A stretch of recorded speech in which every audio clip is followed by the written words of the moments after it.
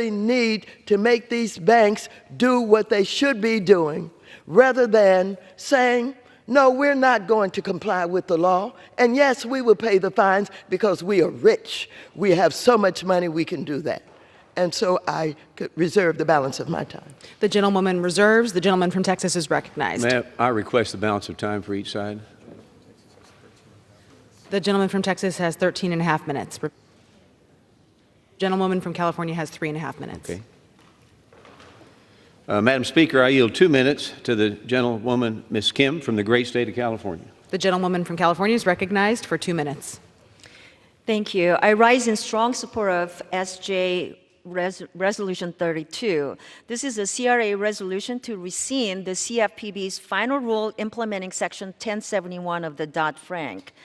I thank Chairman Williams and Senator Kennedy for their leadership to rescind the CFPB's harmful proposal.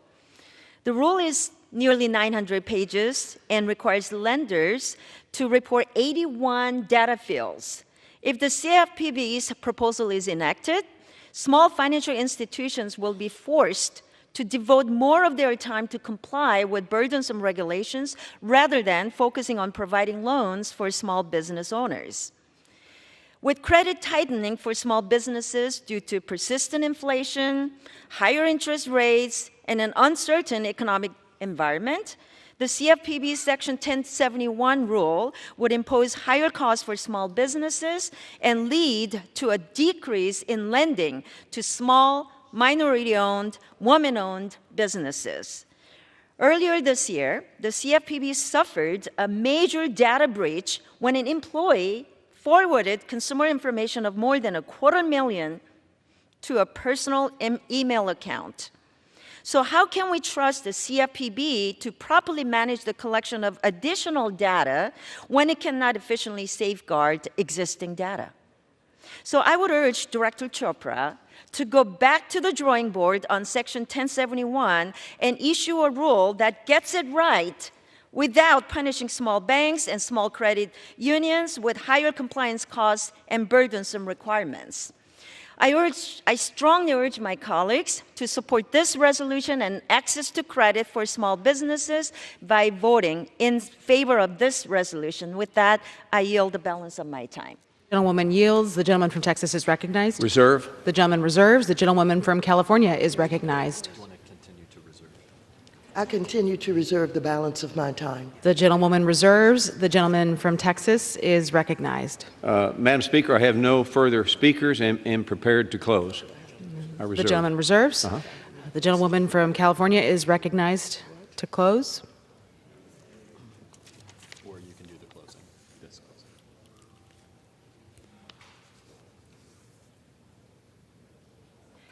closing. Thank you, Madam Speaker. I have no further speakers, and I am prepared to close if the gentleman from Texas has no further speakers. The gentlewoman from California is recognized.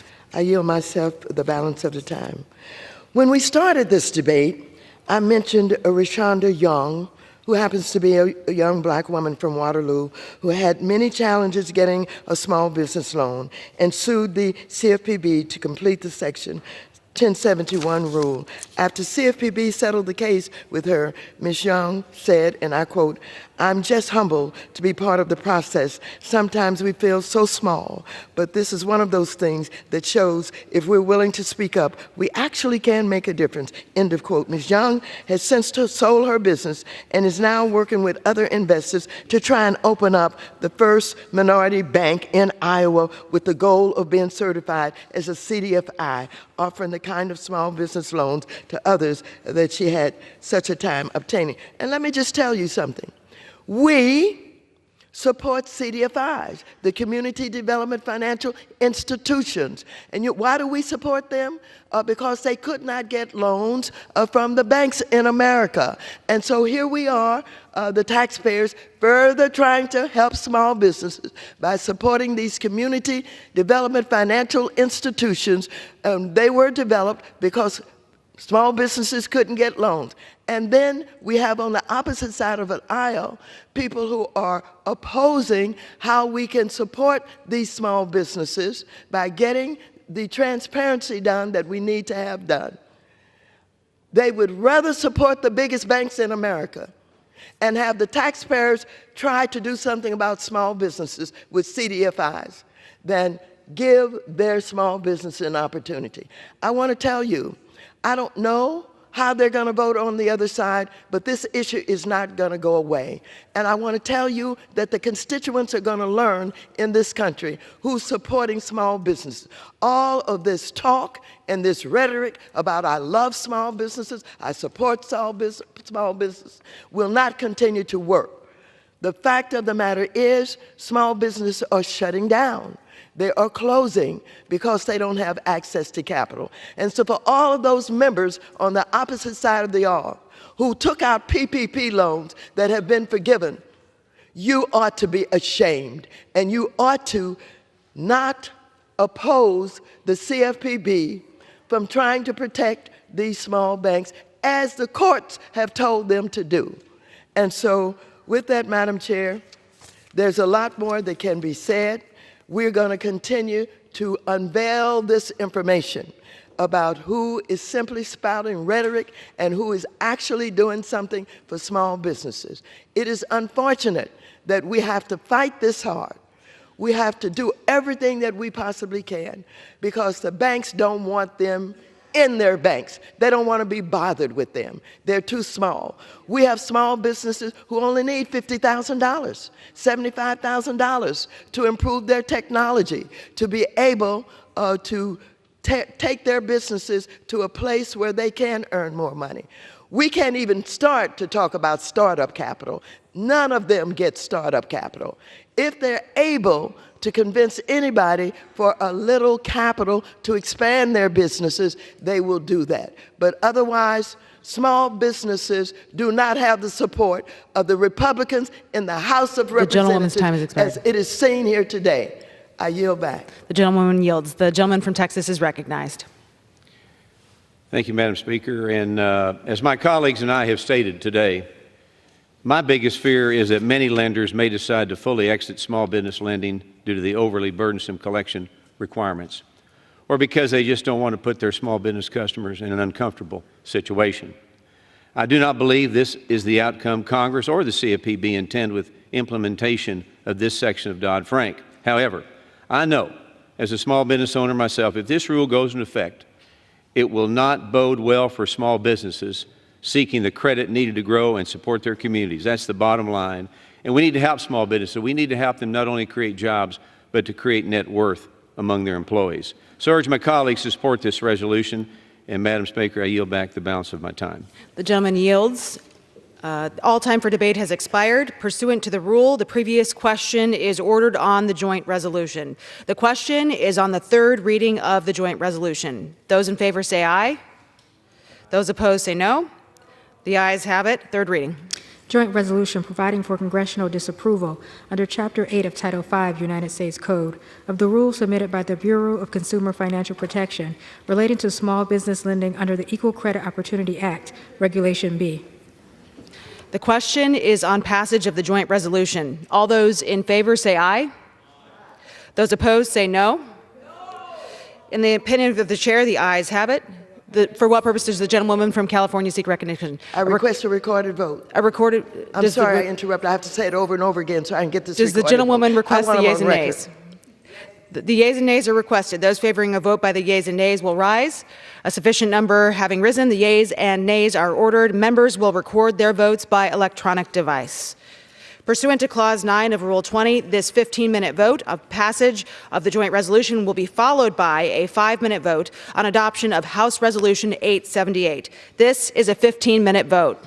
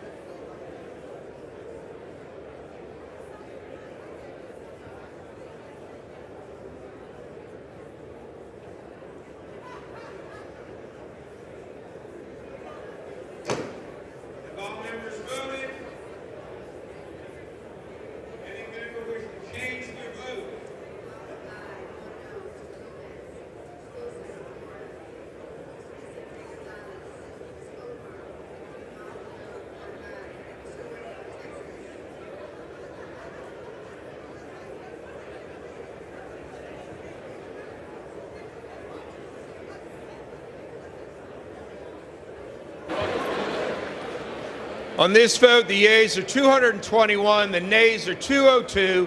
There are one voting present. The joint resolution is passed without objection. The motion to consider is laid on the table.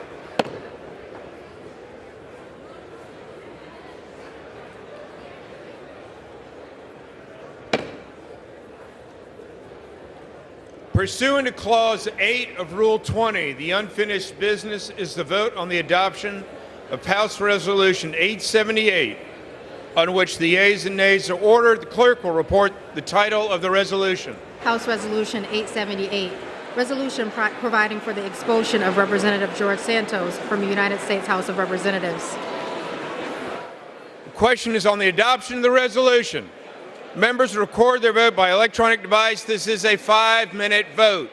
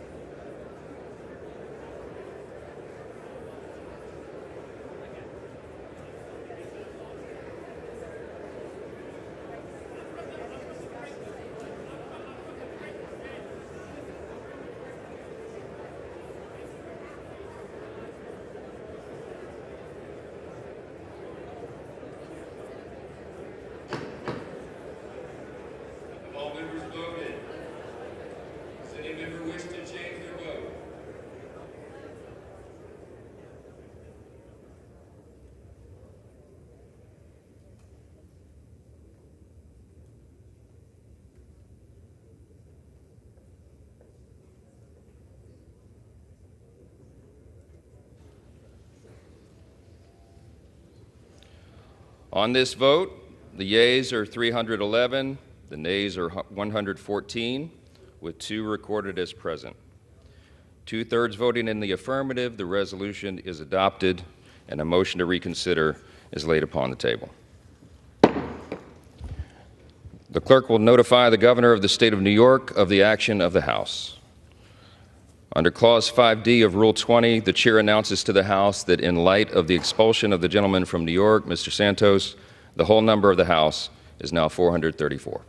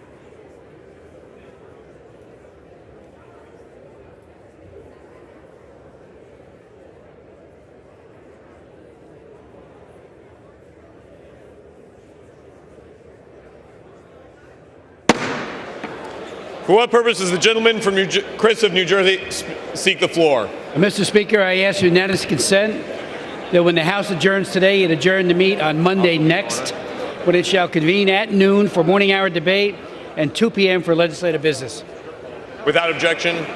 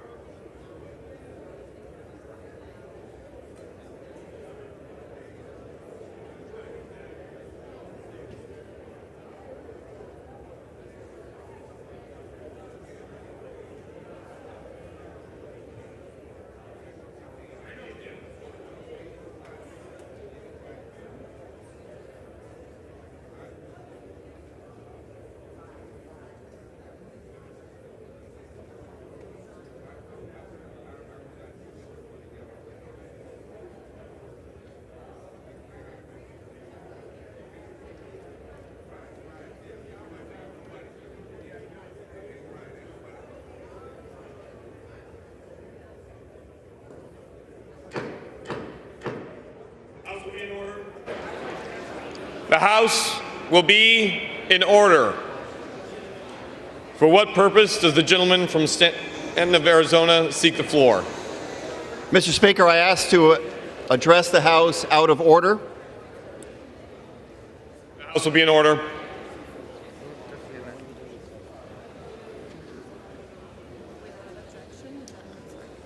Without objection, the gentleman is recognized.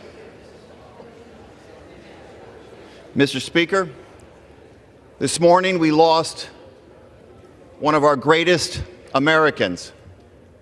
And today I rise, along with my colleagues representing all of Arizona, Republicans and Democrats alike, to honor the life and legacy of the most influential Arizonan in history, Justice Sandra Day O'Connor, who passed away this morning at the age of 93.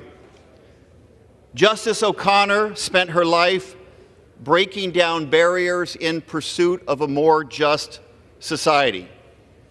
She blazed every trail she set foot on, defying the odds stacked against women in the legal profession to rise to become Arizona's Assistant Attorney General, our first female majority leader in the state Senate, a Maricopa County Superior Court judge, and ultimately the first female justice on the United States Supreme Court. She brought her Arizona brand of pragmatism and independence with her to the Supreme Court, and was often the swing vote on deeply consequential decisions. In the years since her retirement from the Supreme Court, I've admired her steadfast commitment to preserving our democracy through objective, fact-based, and collaborative civil discourse, through her creation of the Sandra Day O'Connor Institute, and of course through the Sandra Day O'Connor College of Law at Arizona State University. Her work will inspire future generations to follow her example, to become engaged and thoughtful civil participants. And with that, I want to yield time to my colleague, Representative Debbie Lesko. Thank you, Greg. And thank you, colleagues, for standing in respect of a great woman.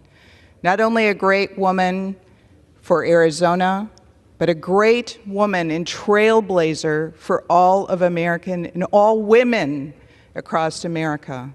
As was said, she was the first woman majority leader to serve in the Arizona Senate. She went on to be the first woman to serve as a Supreme Court justice. She stood up for truth. She stood up for justice.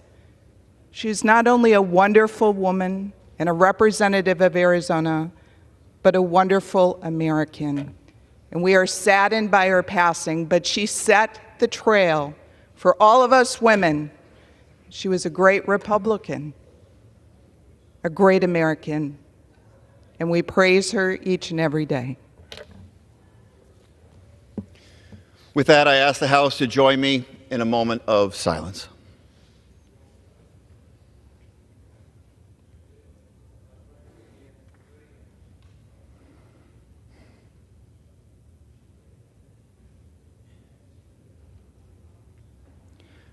Mr. Speaker, I yield back.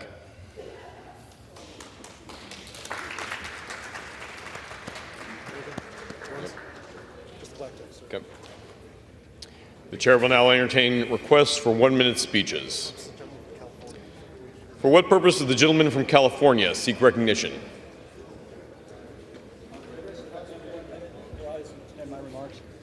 You are in order. Without objection, the gentleman is recognized for 1 minute. Mr. Speaker, I rise to wish a happy 100th birthday to Ruth Sellers of Mariposa, although the general consensus around town is she's really in her mid-50s. But skeptical or not, the town's going to celebrate with her tomorrow, and from our nation's capital, I want to join them to express our love and respect.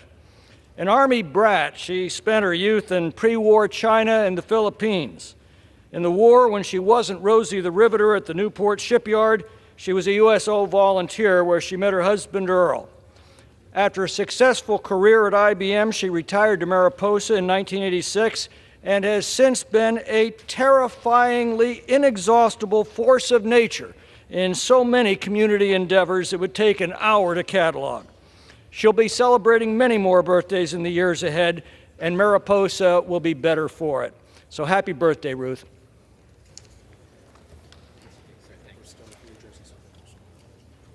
For what purpose does the gentleman from New Jersey seek recognition? Ask unanimous consent to address the House for 1 minute, revise and extend my remarks. Without objection, the gentleman is recognized for 1 minute.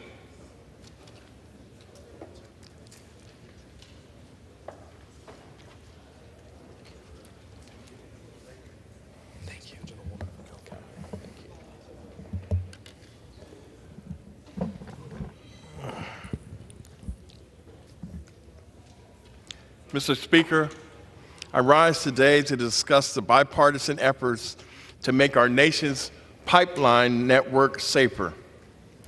Recently, the House Committee on Transportation and Infrastructure introduced the Promoting Innovation in Pipeline Efficiency and Safety, or PIPES Act of 2023.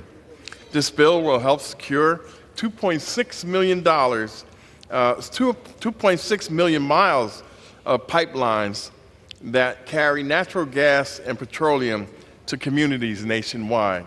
It will allow the Pipeline and Hazardous Materials Safety Administration to hire more workers to monitor pipeline safety. And it creates proper protections to regulate carbon dioxide pipelines more efficiently. Also, it will promote more methods to contain greenhouse gases. In addition, the bill makes it easier for historically black colleges and universities and other minority-serving institutions to educate and develop the next generation of pipeline safety professionals. As a ranking member of Railroads, Pipelines, and Hazardous Materials Subcommittee, I applaud my colleagues for both parties for creating a bill that works for the American people. And with that, I yield back. For what purpose does the gentlewoman from California seek recognition? Mr. Speaker, I rise to address the House for 1 minute and revise and extend my remarks. Without objection, the gentlewoman is recognized for 1 minute. Thank you. Under current law, American seniors who defer enrollment in Medicare may find themselves hit with higher fees due to late enrollment charges. Permanently raising seniors' health care premium for delaying Medicare enrollment only hurts seniors who are already struggling on fixed income.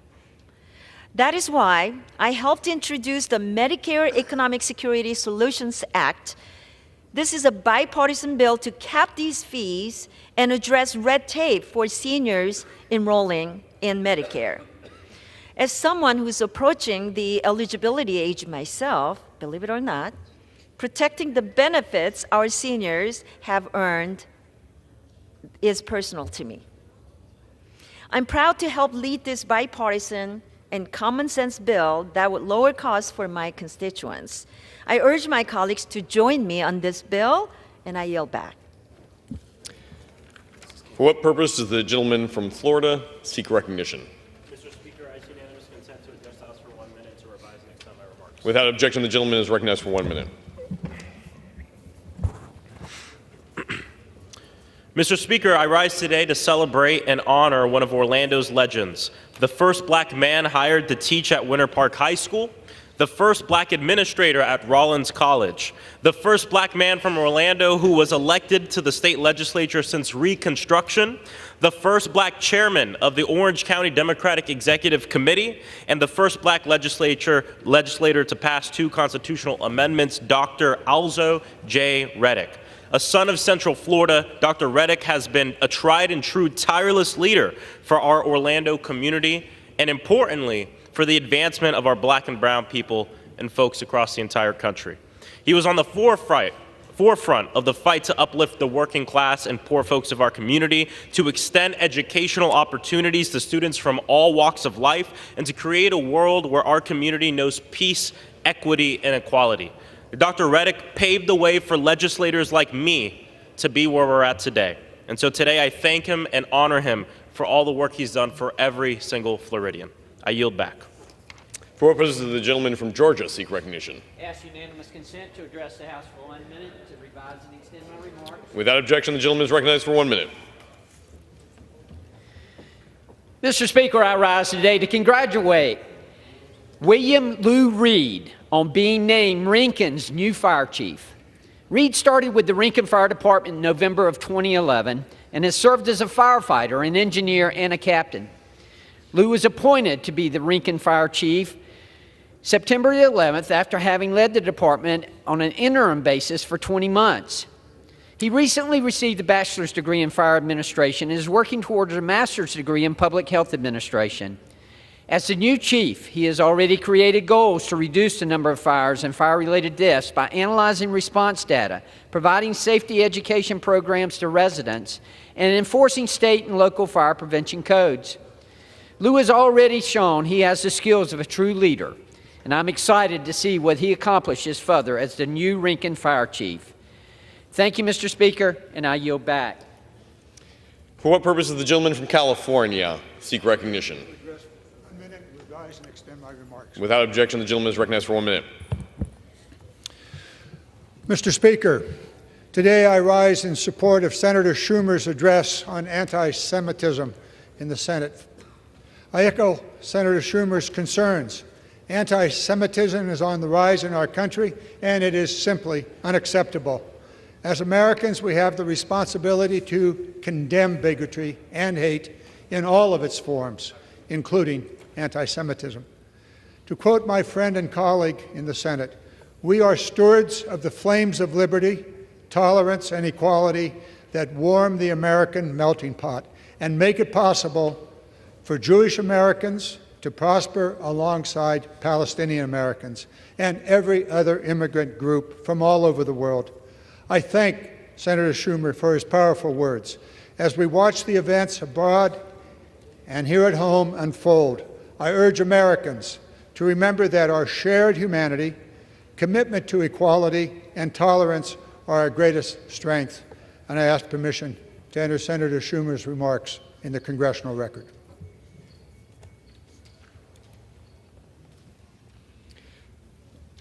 For what purpose does the gentleman from Pennsylvania seek recognition? Mr. Speaker, request unanimous consent to address the House for 1 minute and revise my remarks. Without objection, the gentleman is recognized for 1 minute. Thank you, Mr. Speaker. Mr. Speaker, I rise today to recognize Warren County native Kit Sikelski for her success on Jeopardy! In 2021, Kit won 3 games, taking home nearly $40,000. And earlier this month, she had the opportunity to compete again as part of the Second Chance competition.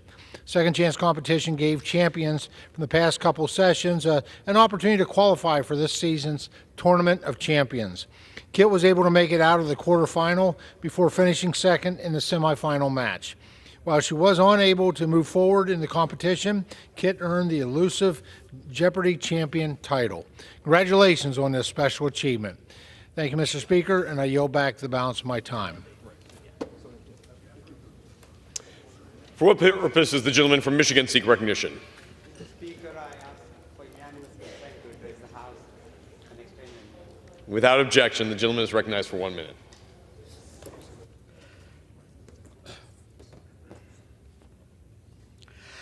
Mr. Speaker, I rise today to pay tribute to Rosa Parks, a beacon of hope during the civil rights movement, as we mark the 68th anniversary of her historic defiance against racial segregation.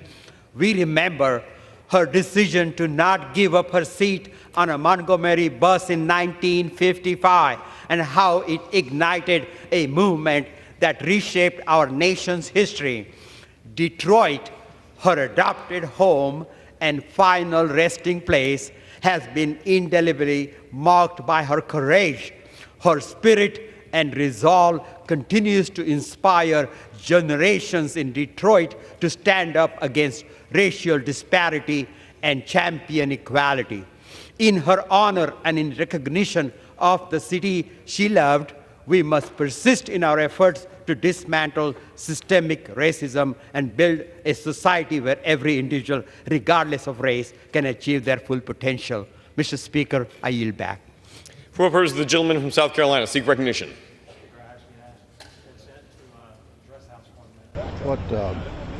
What message?